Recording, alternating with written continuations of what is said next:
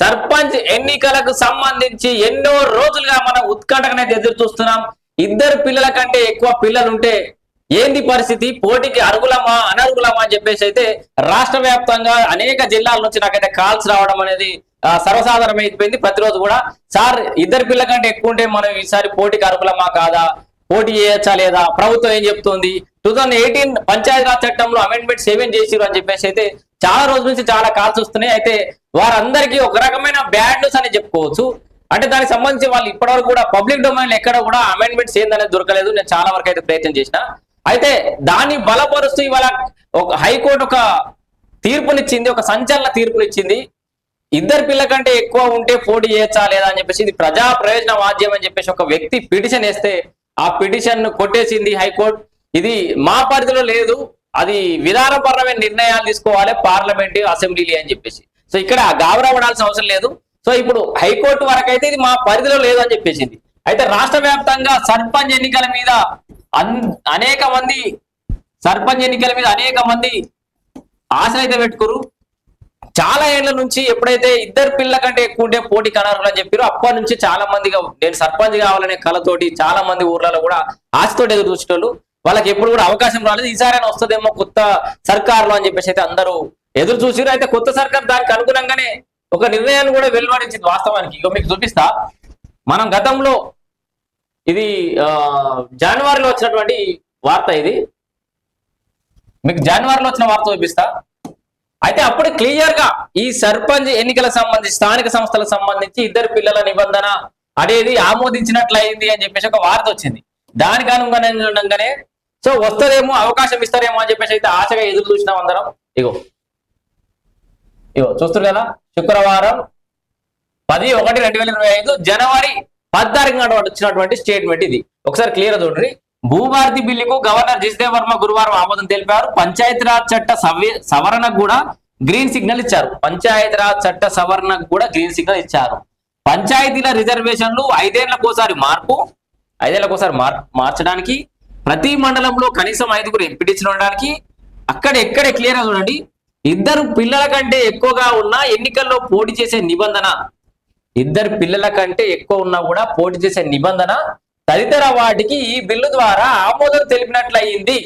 So దీన్ని ఈ వార్తను బట్టి మనందరం ఏమనుకున్నాం, సరే ఇద్దరు కంటే పిల్లలు ఎక్కువన్నా కూడా పోటీ చేయొచ్చేమో, దానికి కూడా ఆమోదం తెలిపిన అంటారు కదా అని చెప్పేసి అందరం ఆశతో చూసినాం. ఇక అది ఆ రోజు వార్త వచ్చిందంటే మళ్ళీ ఇప్పుడు కూడా సర్పంచ్ ఎన్నికలకు సంబంధించి ఎలాంటి క్లారిటీ రాలేదు. అయితే ఇప్పుడు ఉన్న ఫలంగా ఒక వార్త వచ్చింది, మీకు దాన్ని వినిపించే ప్రయత్నం చేస్తా. లోకల్ బాడీలో ఇద్దరు పిల్లల అంశంపై జోక్యం చేసుకోలేం అని హైకోర్టు అన్నది.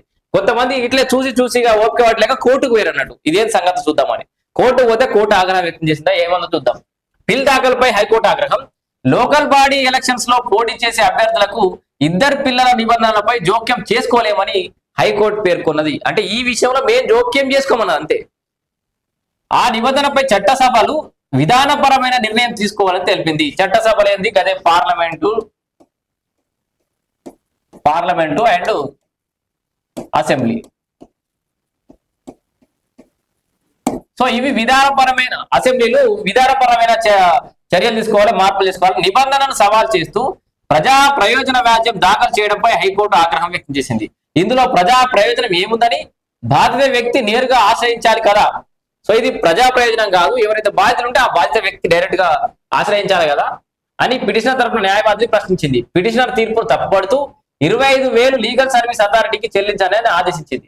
ఈ కేసు వేసినందుకు ఆ వ్యక్తి మీద 25,000 రూపాయల ఫైన్ కూడా విధించింది. ఇద్దరు కంటే ఎక్కువ మంది పిల్లలున్న అభ్యర్థులు సర్పంచ్, ఎంపీటీసీ, జెడ్పీటీసీ ఎన్నికల్లో పోటీ చేయడాన్ని నిషేధించే పంచాయతీరాజ్ చట్టం 2018లోని సెక్షన్ 21(3)ని చట్టసభలు పునః పరిశీలించాల్సిన అవసరం ఉందంటూ నల్గొండ జిల్లాకు చెందిన ఆవుల నాగరాజు హైకోర్టులో పిల్ వేశాడు. అయితే ఈ చట్టాన్ని ఎత్తివేసేలా ప్రభుత్వం ఎన్నికల సంఘానికి ఆదేశాలు జారీ చేయాలని కోరారు. సో ఈ ఏదైతే 2018లోని సెక్షన్ 21 ఇప్పుడు ఈ ఇద్దరు పిల్లల కంటే ఎక్కువ పోటీ చేయదాని చట్టం ఏంది,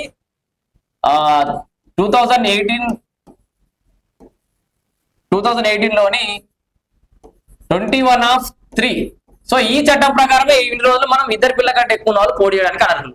అయితే దీంట్లో చెప్పిన ప్రకారం దాన్ని పునఃపరిశీలించాలి అండ్ ఈ చట్టాన్ని ఎత్తివేసేలా ప్రభుత్వానికి అట్లాగే ఎన్నికల సంఘానికి సిఫార్సు చేయండి అని చెప్పేసి హైకోర్టు ఆదాయ చేయాలని చెప్పేసి అదే హైకోర్టు దగ్గరికి పోయింది. సో దీనిపై తాత్కాలిక ప్రధాన న్యాయమూర్తి సుజయ్ పాల్, న్యాయమూర్తి రేణుకా యారా ధర్మాసనం సోమవారం విచారణ అయితే చేపట్టింది. ఈ నిబంధనను సమర్థిస్తూ సుప్రీంకోర్టు 2003లో తీర్పు ఇచ్చిందని ధర్మాసనం గుర్తు చేసింది. అయితే ఇదే నిబంధన, ఇదే విషయాన్ని సమర్థించుకుంటా 2003లో సుప్రీంకోర్టు ఆల్రెడీ దీన్ని సమర్థించింది అని చెప్పేసి హైకోర్టు గుర్తు చేసింది అన్నట్టు.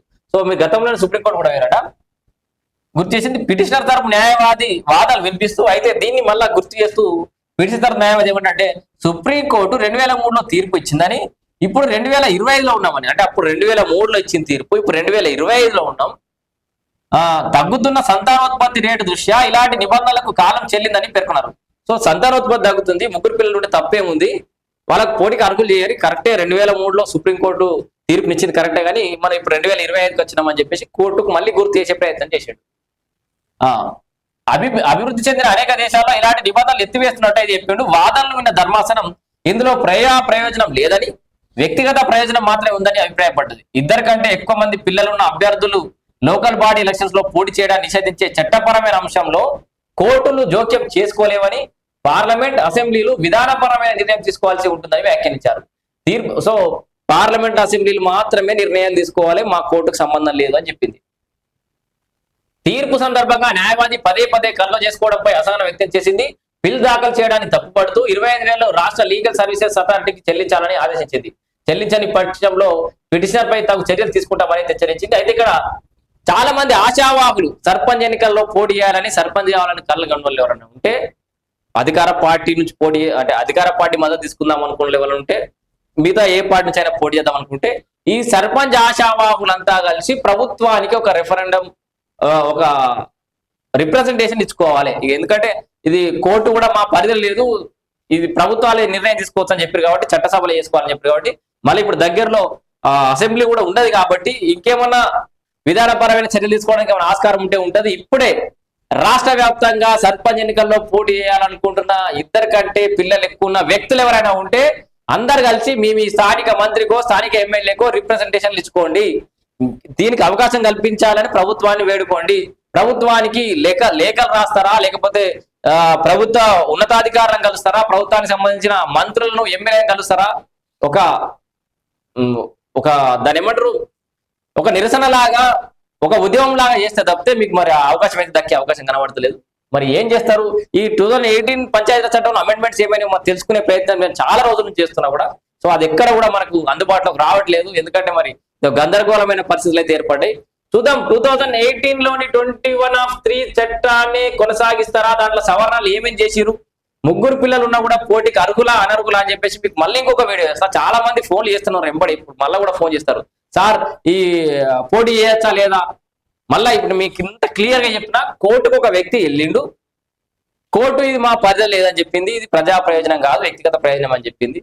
దాని మీద విధానపరమైన జోక్యం వాళ్ళే చట్టసభలే తీసుకోవాలి, విధానపరమైన నిర్ణయాలు తీసుకోవాలి, మాకు సంబంధం లేదు అని హైకోర్టు చెప్పింది. 2 పిల్లల కంటే ఎక్కువ ఉన్న వాళ్ళు ఎవరైనా ఉంటే వీరంతా కలిసి ఒక నిర్ణయానికి రావాలి. స్థానిక మంత్రికో స్థానిక ఎమ్మెల్యేకో మీరు రిప్రజెంటేషన్ తీసుకుంటే ఏమైనా జరిగే అవకాశం ఉంటే ఉంది. ఎందుకంటే ఇక ప్రభుత్వం సర్కార్ నిర్ణయం తీసుకుంటే అయిపోయేది, ఇది కోర్టులు దాంట్లో ఇన్వాల్వ్ కాము అని చెప్పింది. Thank you.